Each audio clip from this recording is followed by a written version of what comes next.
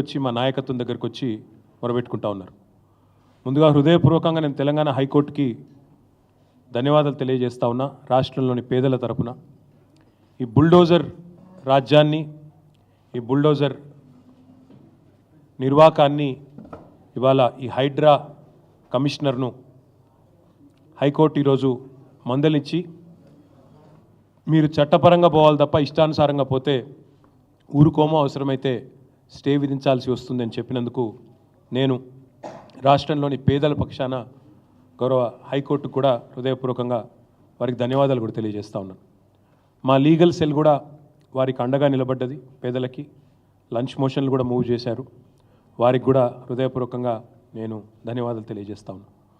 నిన్న మొన్న క్షేత్రస్థాయిలో పెద్దలు జగదీష్ రెడ్డి గారు కానీ, హరీష్ రావు గారు కానీ, శ్రీమతి సబితా ఇంద్రారెడ్డి గారు, గంగుల కమలాకర్ గారు, మెహమూద్ అలీ గారు, మా గౌరవ శాసనసభ్యులు దేవిరెడ్డి సుధీర్ రెడ్డి గారు, అదేవిధంగా వెంకటేష్ గారు, కాలేరు వెంకటేష్ గారు, ఇంకా చాలామంది మా తమ్ముడు కార్తిక్ రెడ్డి గారు, ఇంకా శ్రీనివాస్ గౌడ్ గారు, ఇంకా చాలామంది మిత్రులు క్షేత్రస్థాయిలో నిన్న మొన్న తిరిగి ప్రజల్లో ఒక విశ్వాసాన్ని నింపే ప్రయత్నం కూడా చేశారు.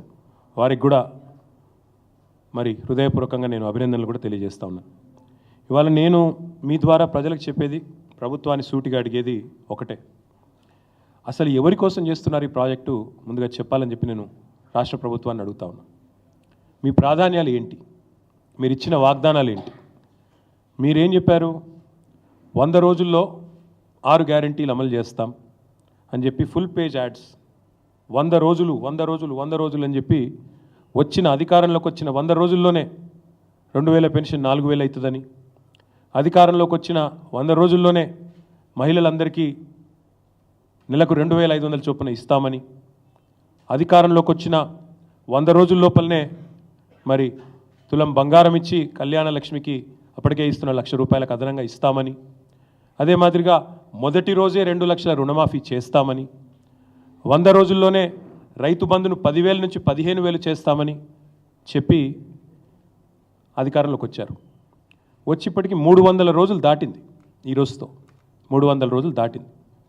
100 రోజుల్లో చేస్తానని చెప్పిన ఒక్క మాట చేయకపోగా 300 రోజులు దాటినా కూడా ఎప్పుడు చేస్తారో కనీసం స్పష్టత ఇవ్వకుండా ఇవాళ అక్కరకు రాని, అక్కర లేని, ప్రజలు కోరుకొని ఏదో కాస్మెటిక్ ఎన్హాన్స్మెంట్ కోసం 1,50,000 కోట్ల రూపాయలు ఖర్చు పెడతాము అంటే, నేను రాష్ట్ర ప్రభుత్వాన్ని, ముఖ్యంగా ముఖ్యమంత్రి రేవంత్ రెడ్డి ఎవరైతే ఈరోజు మున్సిపల్ శాఖ చూస్తూ ఉన్నారో ఆయన సూటిగా అడుగుతా ఉన్నా, మీరు ఏం ఆశించి చేస్తున్నారు?